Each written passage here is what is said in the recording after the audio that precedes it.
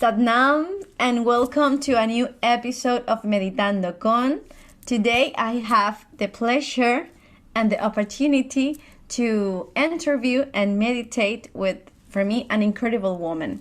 She is from Finland and one of the first teachers and the first Finnish teacher trainer made in Finland. She began to practice yoga in 1999 and has been pioneering Kundalini Yoga and Shakti Dance in Finland since 2004. She is also a mantra musician, founder of the Awakening Love Coaching, and the developer of the Awakening Woman program. She is a relaxed, fun, and versatile trainer, and her teaching style relies on reading the energy of the group. Thank you and welcome, Darshan Kaur. Thank you, Satnam. So nice to be here with you again.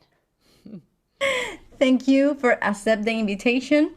And for us, this is a very important question because we believe that when yoga or Kundalini Yoga or spirituality came to your life, is maybe because of for something, for any reason. Now, how did Kundalini Yoga appear in your life? Please share the story. It's a nice one actually, because I was living in London at the time, and this was year 2003, and I had been doing different styles of yoga before, and I was very into Bikram yoga. You know, the one that you do in a hot room and you sweat a lot and you do the same series every time and you get really kind of stretchy and you get strong also there. And it purifies a lot. So I had been doing that a lot. I was going almost every day, having some breaks, but still, meaning having some breaks in a week, but still almost every day. And then at the same time, I also was doing a Reiki course. And my Reiki teacher, said that Kundalini Yoga is dangerous because you can't raise Kundalini on your own, with some techniques or something, because you can go crazy. And I thought, oh, this sounds interesting. So then what happened is that I went to search Kundalini Yoga in some, I think at that time we didn't really use internet too much for these type of things. Internet was there and email was there, but to publish your yoga classes in the internet wasn't a thing then, And then still by chance, even though I didn't see anything on internet and I saw something, in some leaflets or whatever, still I didn't go anywhere. But by chance or by destiny, there was somebody, a woman who came to Bikram yoga, who was a Kundalini yogi, actually. And she came there just that one time. And we started chatting in the dressing room. And she said she's doing Kundalini Yoga. And I was so interested. I was like, oh, have you noticed that it would have changed your life in some way? And she said, yeah, I think I feel closer to God. And that for me was, I didn't really have a very clear concept of what is God and, does God exist or what exists and so on. But I didn't feel resistance though. It was more like curiosity, because I think on some level I was really looking for a tool to really transform my life. And so then she just invited me to the class with her. She wasn't the teacher. It was Guru Kaur, who is based in London. I think she's not so active anymore, but she used to be very active then, and she was a teacher trainer and so on. So this lady invited me to the class with Guru Kaur to go with her. And it took me like 2 weeks to really kind of decide, okay, I'll come. When I went, it just felt very, very different. It felt, a tad weird. like like you might feel that some exercises of Kundalini Yoga are weird. But I just felt like it so powerfully was working on certain chakras. I think we were working on the heart chakra then a lot in that class, and I just felt like, wow, this is something. Now I have found something like powerful or meaningful. And then immediately after that, I think that was a Thursday, and then they had some kind of bigger sadhana, meaning morning practice, on Saturday. So this teacher was inviting everybody to go, and then I decided to go with this lady who had first invited me to the class. And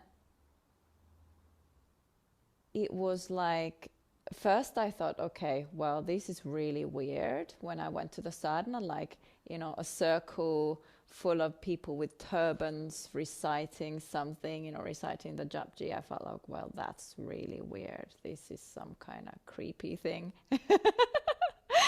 But then when came the mantras at the end of the sadhana, because sadhana has, the japji, the prayer that we recite, and then we do the yoga bits, and then we do relaxation, and then the meditations, which are the mantras.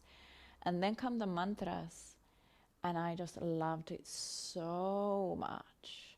I really loved it. And after that sadhana, I felt like years and years of dirt from my glasses had been removed. I felt it was so purifying. And I felt a connection to myself, like a real connection to myself after a long time. So I felt, okay, this is it. Like, now I must learn this. I must get deeper into this. And then a few months later, there was a teacher training starting, and I was really timid, like, I've just done a few months. Like, can I join the teacher training? And then the teacher Guru Kaur was like, of course you come. So then that was it. And I felt really at home with it, and I felt really like I had found really what I was looking for. So You felt a connection through the mantras. yeah, that was I mean, I've always been a musician in some way or form, not a professional one, but it has been, from my family since all my family from my mother's side are musicians in one way or another. They are either professional or semi-professional, or they have music as a hobby. So I got so used to the music, and I went to, I played different instruments as a child and a young person, teenager. And then I went to like a school that had like a special music program also. So it was there with me all the time. And then when the mantras came, it was like like really, really, really powerful connection there. Yeah, I think was the perfect connection for you, Yeah. for your background, like mantras, musician, this is my thing. Now, you are very commitment to woman, no, with your programs, with your teaching style, no? As a woman, in what aspects of your life do you think Kundalini Yoga has helped you the most? Right. To be honest, I think, and I believe this is probably the same for men also, but I can only speak from a woman's body, and a woman's experience in that way. But I think the main thing is that it helps you to purify and take away all the stuff which is not really you. So it's like you're removing a lot of nonsense, you're removing a lot of false things, or you're removing beliefs that are not really your core beliefs and that do not benefit you. And therefore you can really become the woman or the man who you are, you know? So it's really like you become you. And therefore, whenever you're in a woman's body, there is that feminine element there, evidently. Or if you're in a man's body, there is that masculine element there.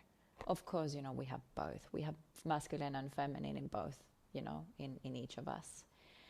But necessarily the biology that we are having in a physical body, in a human body, plays a certain kind of a role.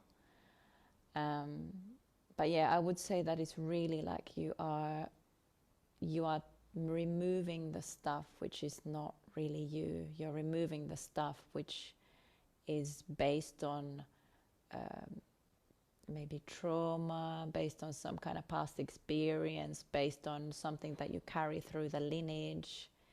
You know, your mother, their mother, their mother, their mother, and so on. So Kundalini Yoga really, really has helped me in this. Now, you have been talking about feminine spirituality or feminine, masculine.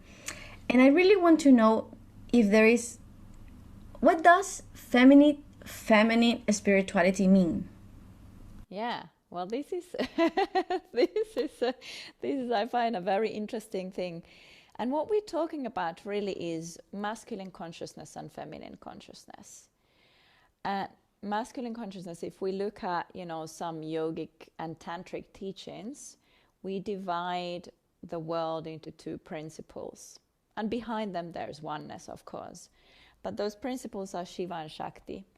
So if we look at Shiva, Shiva is the unmoving, still, unmanifest consciousness. So it's like the one-pointedness that has no form or shape or anything. It's just consciousness without any form in it, without any quality in it. And then Shakti is like the realm of the manifest life, the manifest world. It is all the energy in the universe. It is the power in the universe. So it's the consciousness in movement, consciousness in motion, consciousness in the creation itself. Now, another way to look at this in a slightly different terminology and concepts is the Father Heaven or Father Sky, and then the Mother Earth. And whichever way you look at this, the realm of the earth and the realm of the body and the realm of the emotions and the realm of, I would say, the manifest life that we can see, we can hear, we can touch, that's the feminine. And then the masculine is the much more subtle one that either has some kind of manifestation or doesn't, but it's so much more subtle that we can't perceive with our five senses. So when it comes to feminine spirituality, we're really talking about the realm that includes the body, the realm that includes the emotions, the realm that includes human relationships, like being a human being. So for thousands of years, somehow the masculine consciousness has had the upper hand. And if we look at, like spiritual traditions, there has been a lot of this masculine emphasis there. So for example, the Christianity used to be that you would punish the body. Yeah. And also in yoga, it used to be that you would go into a cave and just meditate there and, try to merge into the universal consciousness and so on, and somehow discard the body in that way, discard the life, discard the world. But now there is a clear shift happening on the earth because people are becoming more and more sensitive. So people are becoming more aware of their trauma. I mean, yes, let's say 20 years ago, people still talked about trauma, but to a much lesser extent than now. Now, you hear even in different spiritual traditions, it's starting to somehow seep in that, like the trauma-informed yoga or trauma-informed meditation and so on. So we are becoming really aware, or much more aware on the earth of the sensitivity and the vulnerability and the emotionality that we actually do have as human beings. And this is the realm of the feminine. It's like the realm of the earth. So we're becoming more and more sensitive to that, and therefore our approach to spirituality also is very naturally shifting, but it's also something that we can aim at with how we see spirituality and how we approach it. And it's really taking into consideration this vulnerability, and that we don't bypass the human realm by saying, this is not my essence, I'm emotional now, this is not my essence. And then we just kind of push it aside or put it under the rug. But we integrate all these things, and we give space to all these vulnerabilities, and we give space to our egos as well, instead of just kind of bashing it down and beating it and so on. And I think one of the important things here to realize is that when it comes down to really taming the ego, it does happen here at this realm. It does happen at the realm of the body, because we can merge up there and we can really kind of dissolve our ego and so on, but as soon as we come back into the body, the ego is there again. So therefore, how do we learn to bow our ego here in this realm, within the realm of the physical body and the physical world and human relationships? And that's the feminine. That's the challenge. That's the challenge. That's a big challenge, absolutely. But that is the feminine way. It's like the world is our teacher, and whatever we have inside the body is our teacher also. The different emotions, the different limitations that we encounter when it comes to, like traumatic reactions and so on. So those really teach us. And I think one of the things that they teach us is how to love everything. Yoga sometimes talk about refuse the body, but when we hear about Tantra, it's more like realization, love everything, be in harmony with your body, with sex, with relationships, with everything. What do you think about Tantra? This is the future of humanity?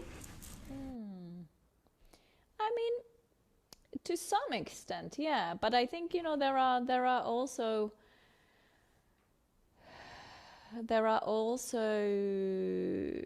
streams and approaches in Tantra which are not so beneficial, that you kind of feel that it's just going way too into the mud in a way. Like you have certain practices which are, and certain approaches which are really like, kind of have sex with everybody, or orgies, or drink and use drugs. I don't know about using drugs, but at least they drink. That I know for sure.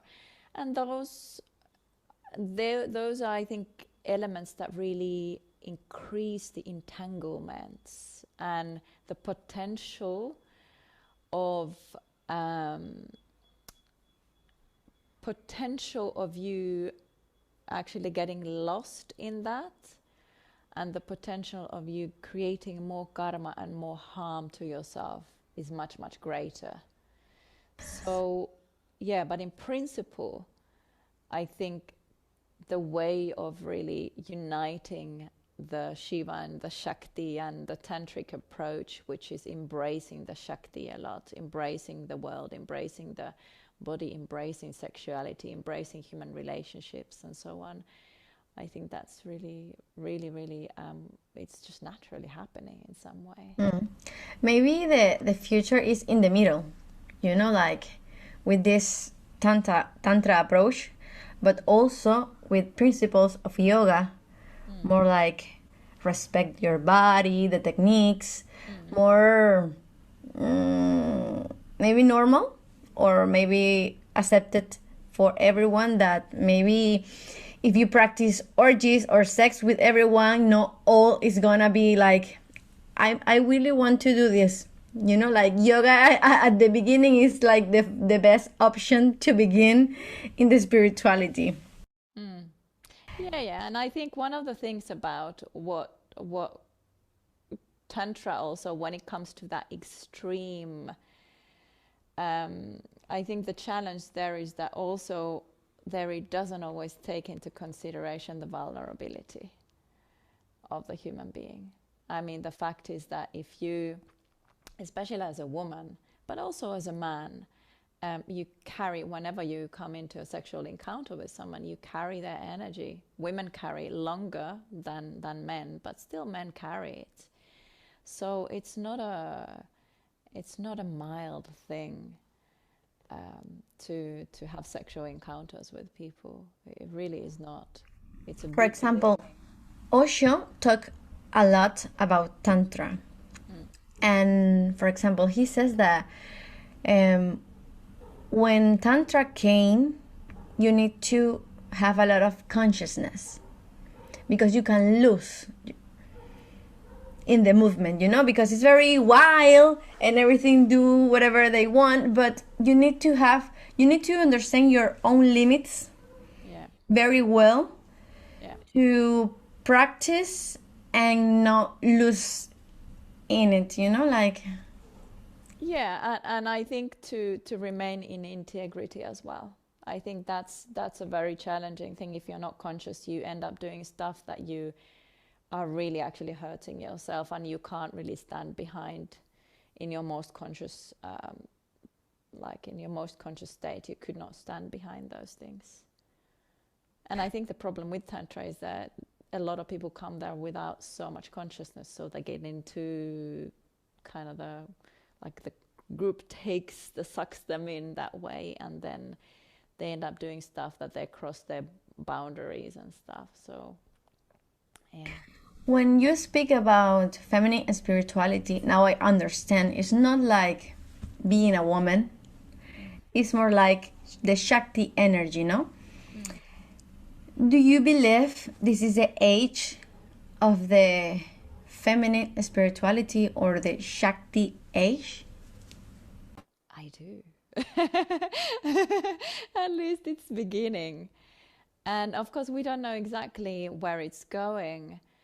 But also in Kundalini Yoga, what's very interesting is that there has been an adjustment of the teachings of humanology to embrace more the importance of the feminine.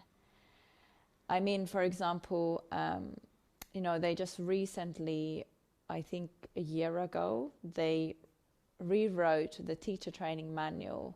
I mean, some parts of it. So, for example, in the humanology part, which is about, about the human being and the relationships and so on, and man and woman and so on. So in that part, they also are saying that, the polarity is shifting, like the balance of the polarity is shifting. So it used to be very much, male here and then female here, and now it's shifting, and could even be that the female gets, the upper hand a little bit. But I believe also that it's balancing. That is just balancing, and that's why there's so much, all this Me Too movement and all these kind of things happening on the earth, because there's a lot to heal between the masculine and the feminine there. Yeah, we have a lot to learn. Yes. What techniques do you recommend to awake this feminine part in us? Well, one of the things is that ultimately it's about consciousness. It's about, and consciousness you can only invite. You can't control by any technique that, this is going to make me more conscious. So it's about your development as a human being and as a soul, and how awakened your consciousness really is. But on the earth, it is awakening. So, it's much easier now.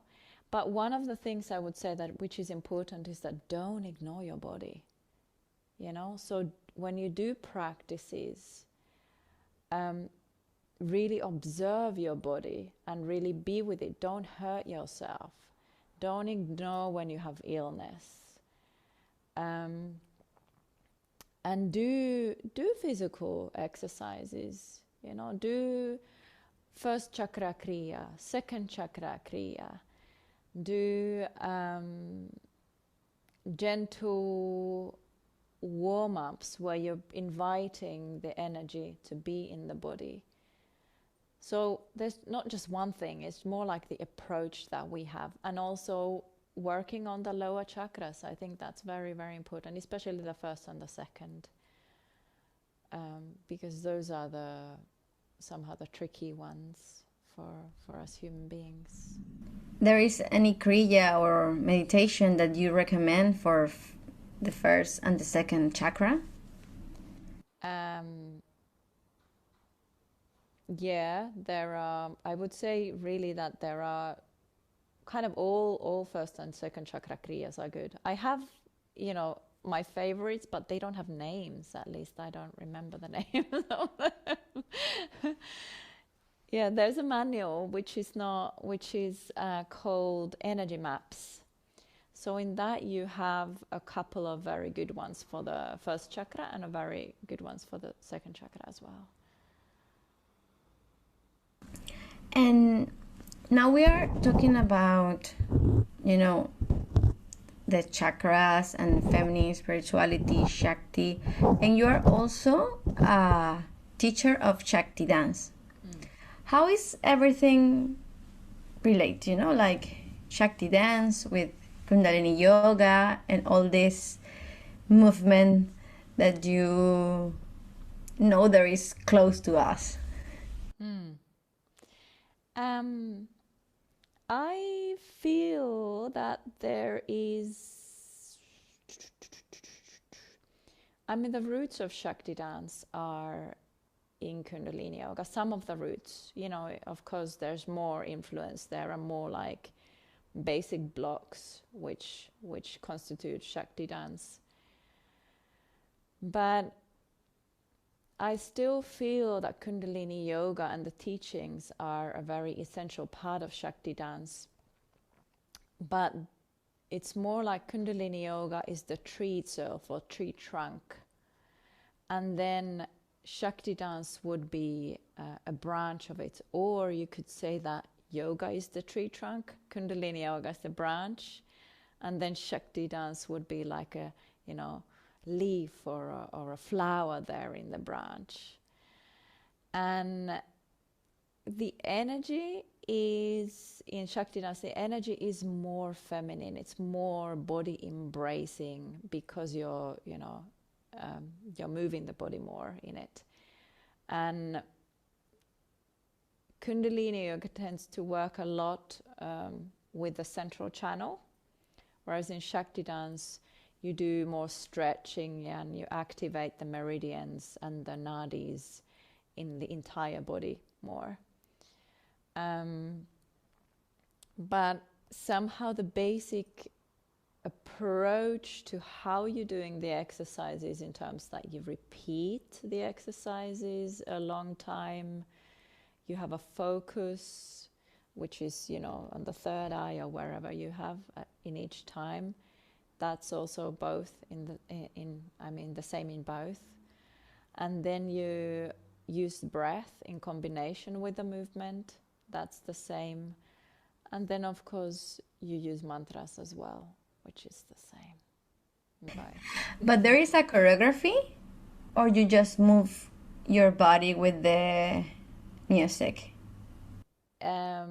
Shakti Dance has 8 phases in it. So there is, yeah. Yeah. So I was thinking I am going to start to practice Shakti Dance in my home, like. Yeah. It's a whole big thing, In Kundalini Yoga, for example, in a Kundalini Yoga class, we normally have the tuning in, then we have warm-ups, then we have the kriya, relaxation, meditation, and then the ending mantra. So you have several parts in a class as well. And so Shakti Dance, you have 8 parts. You tune in, you do Shakti flowing asanas, which are very similar to Kundalini Yoga exercises, but they flow more. There's more, it's a softer approach. It's more like waves, And that aims to really open up the body's energies. And then you go into the standing exercises, which are, you do standing up evidently. And those aim at activating the energy more and bringing it outwards more. Because the first stage is much more meditative and you're more internal. So then the second one is where you are really kind of activating and energizing your aura. And then you go into free dance. And in the free dance, that's like really, really creative. You're not thinking anymore like, okay, well, I did this on the right side, now I must do it on the left side. It's not an analytical moment anymore. But because we have been moving the energy so much in the previous stages and activating it, it's so easy to go into the free dance because the energy just guides you. Your body's open and the dance just kind of, pours out from within you. And it's a very soulful moment usually, Shakti Dance. Then we also relax because, all the energy that you've been moving, it has to settle at some point and it has to kind of align. So we relax and then we do 2 kinds of meditations. So the first one is a celestial communication, and that's where you would have the first choreography really. So celestial communication, we also do in Kundalini Yoga. The approach is slightly different, but basically it is movement, like a choreography that you are doing to mantra music that somehow reflects the meaning of the mantra. So it's either word by word or somehow the general meaning or something in between, but you are like sending the same message with your sound, with your voice, and also with your body. And if I would compare it to a normal Kundalini Yoga meditation, I would say that this celestial communication is more devotional, because when you move the body and the body is involved in creating the meaning, it's like it's somehow going deeper into your psyche also, that you're understanding the meaning more. And when you understand any meaning of a mantra, there's always devotion because it's so like, wow, so beautiful. And then after that we have a silent meditation. Sometimes we use some simple Kundalini Yoga meditations like, some kind of pranayama or something with a mudra, but it's mainly silent. And then we close the space, like similar to Kundalini Yoga as well. What person will you recommend to practice Shakti Dance? would say that you gotta try it. Whoever you are, you gotta try it. It's really, I think it's because it is devotional, and it goes very deeply into the psyche, and we do very subtle but deep energetic work all the time there. It is extremely powerful, but it's just a matter of really like whether you really resonate with it or you don't. And are you a very creative person, or do you want to be, or do you somehow, are you inspired by the creativity? Do you love to dance, or do you not love to dance? And so on. And also, if you don't love to dance, are you then able to be in the free dance and just observe your embarrassment and whatever comes up? Because it's also very, very healing when you just allow yourself to be in that space with all your emotions.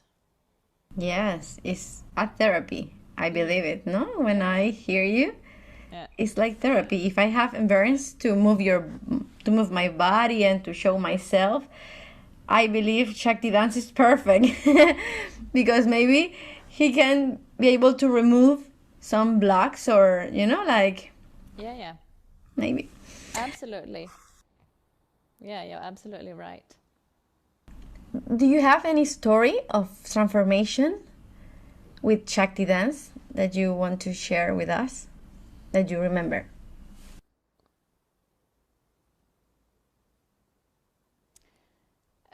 I think it's relating to, it's not like one-off time. It's not like one time only. It's more like the process, which I actually witness often, because I also train teachers in Shakti Dance. So I see how people start blossoming during the training.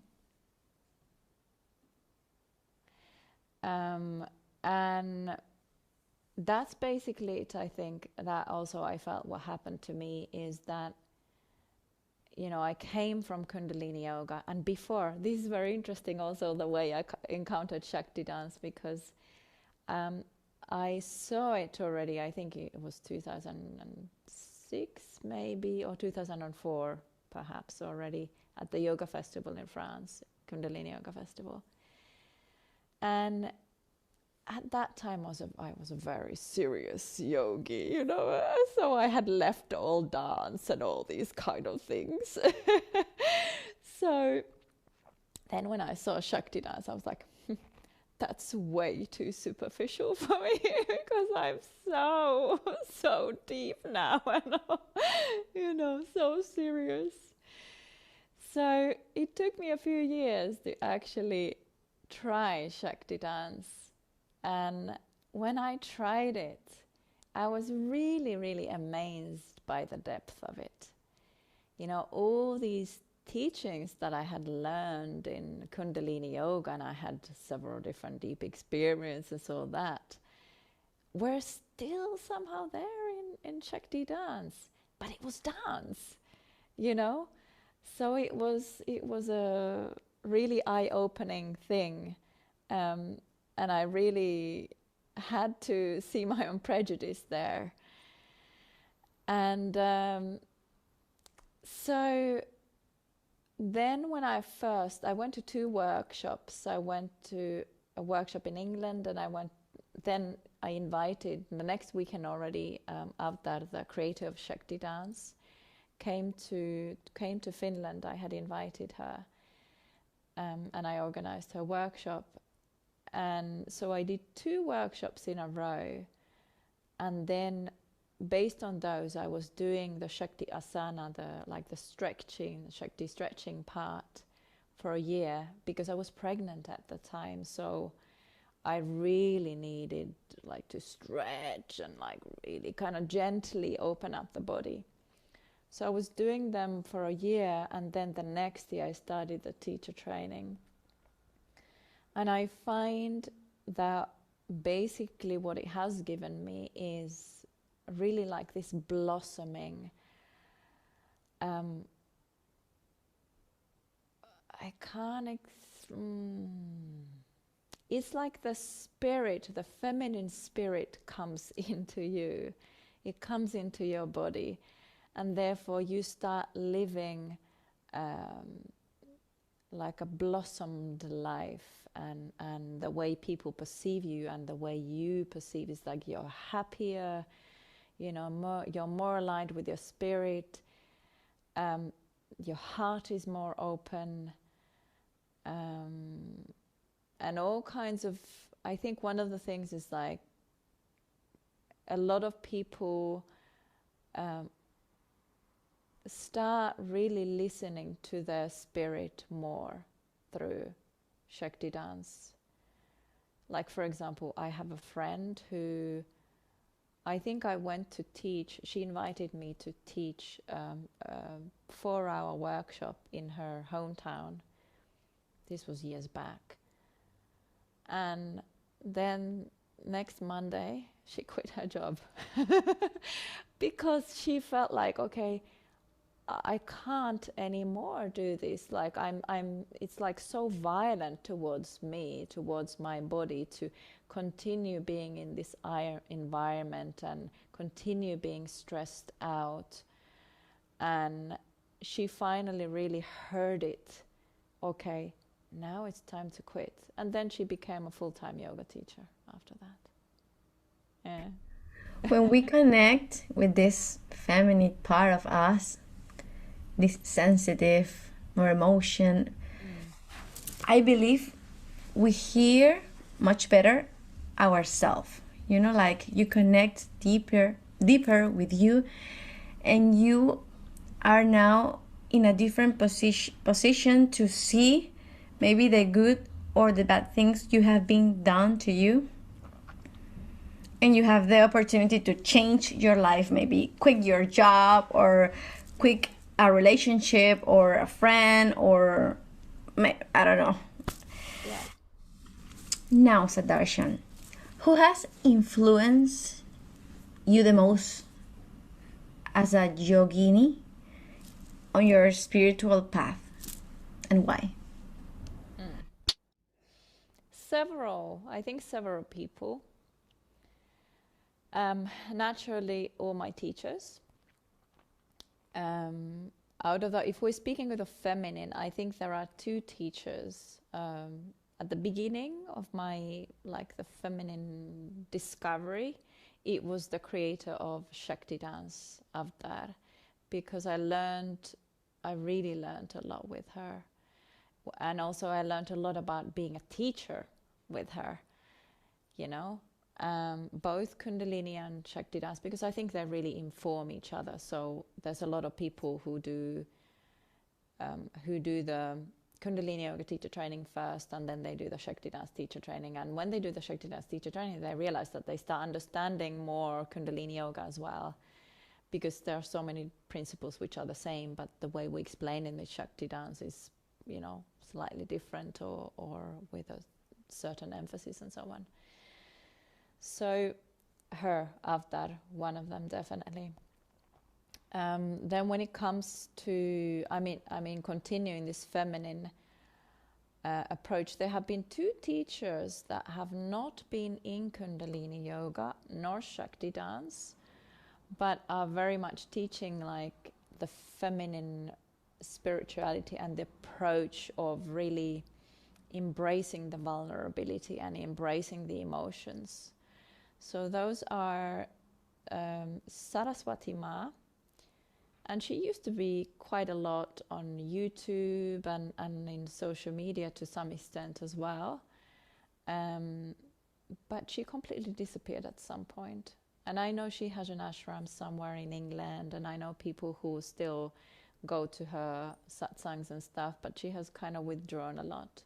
But she was very influential for me, and she was very much there when I had my first awakening to the feminine realm, which was 6-7 years ago or so, like a proper transformation, proper, you know, like expansion of consciousness and an awakening of that.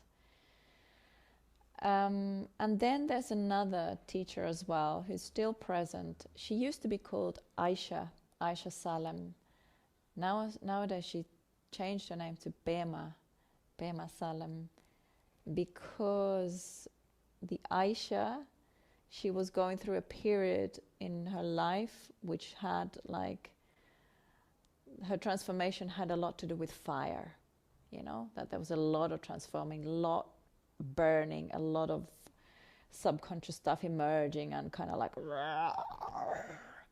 so the Aisha was reflecting that fire which was in her, and she used to be kind of, also very able to see where you are stuck and so on. And then I just recently saw, I think maybe half a year ago, that she had changed her name to Bema, and she explained it was because somehow the fire had gone, and now there was only, I think she said the word softness and compassion left, or something like that. So I would say that when it comes to the feminine, those are the three teachers which have really taught me about the feminine approach to spirituality. And really what I want to somehow emphasize is that this is an approach. It's not a technique, it's not a lineage, it's not a tradition. It's just like how you approach your own technique, how you approach your own lineage, your own tradition. So for example, you can do Kundalini Yoga in a way that you lift the energy, and you go more into the masculine, and you go into like deep silent meditations, and you take off, your consciousness somehow leaves the body. And you can also do it in a way which invites the consciousness in here, and where you are really embracing the body, and it's more healing, really. So therefore I find that it's a universal thing. It's not anything to do with a certain tradition or technique or certain teacher or lineage or so on, but it's basically your approach to it. I need to practice Shakti Dance right now. I am going to practice Shakti Dance. I really do.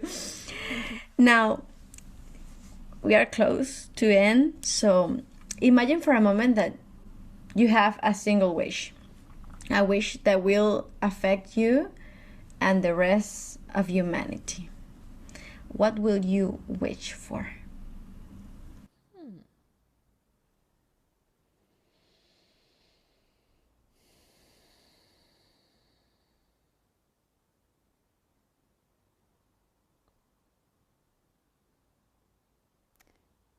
I think what I would wish for, that everybody could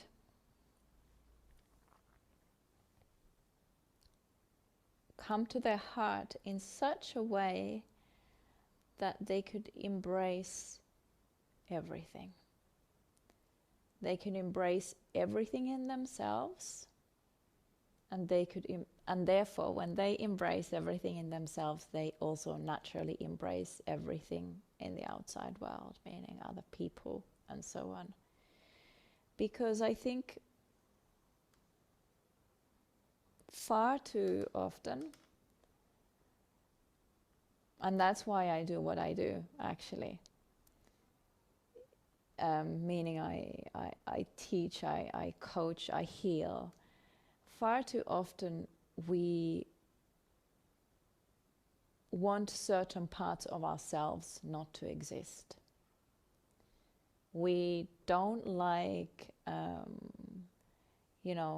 the parts in us that feel shame, or we don't like the parts in us that have been extremely hurt, or we don't want to even see that we have any of those parts.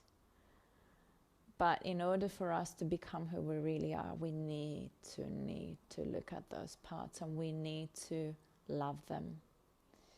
We need to go into the shadowy realm of ourselves. We need to see the darkness in us in order to really strike gold. You know, there's so much of our potential, and there's so much of our strength and our beauty that is in that process of us going into the subconscious aspects, some subconscious parts, into the hurt, into the pain, and so on. And then when we see them and we allow them and we love them, then they can integrate into the whole.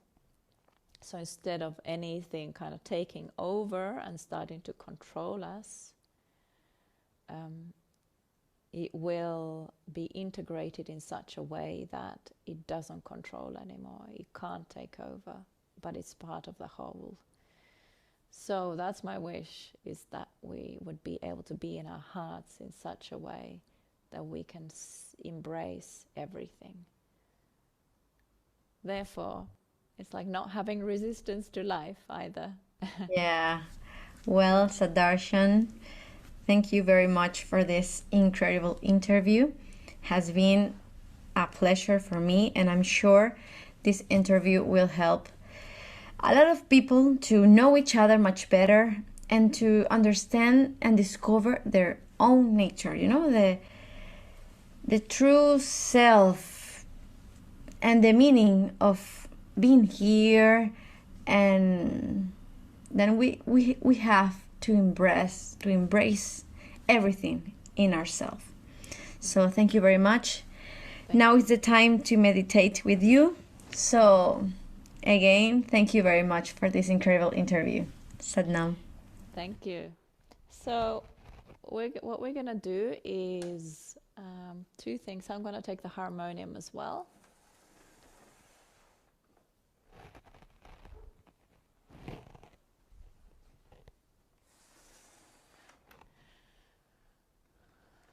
So I'm going to teach you two different things. One is a pranayama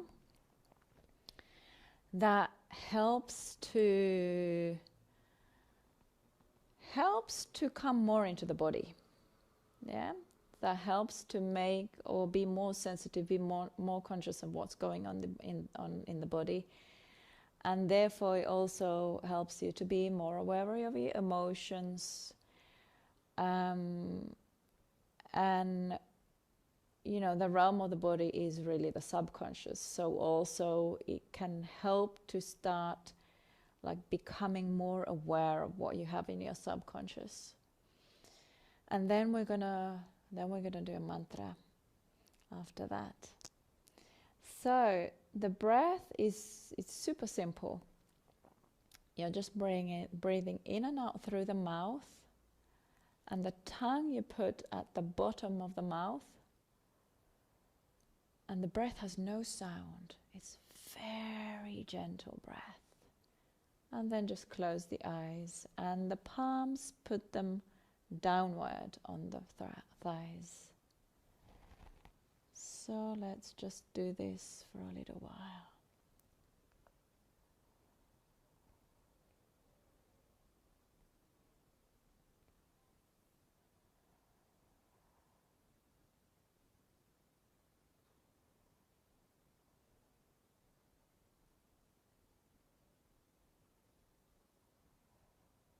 And don't force the breath in any way, just very gentle.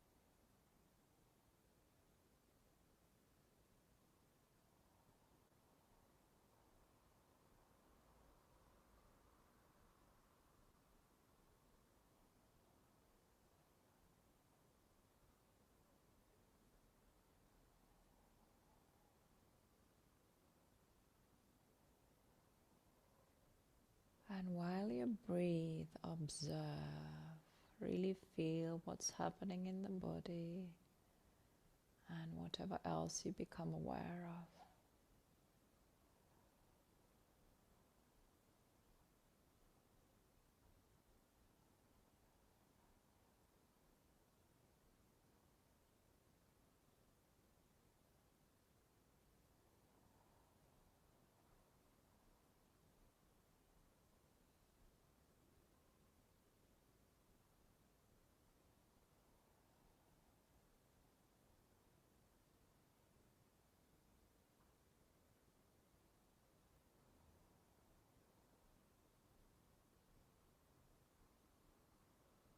And whatever you feel, allow it to be.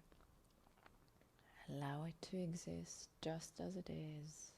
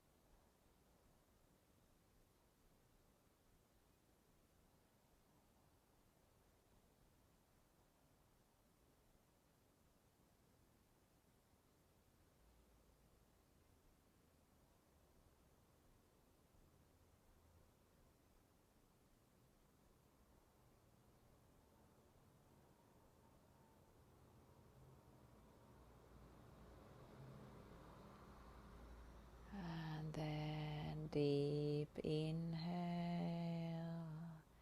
and hold the breath, close the mouth and just feel. And then relax.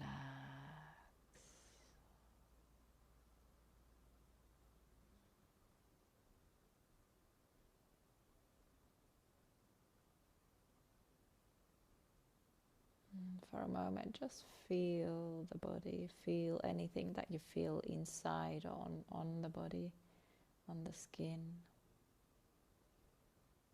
Also feel the energy.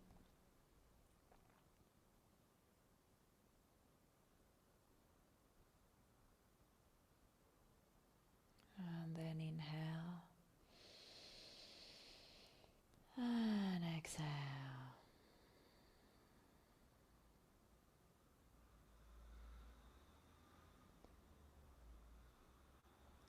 Okay, then we're going to do a mantra that further works in the realm of the body.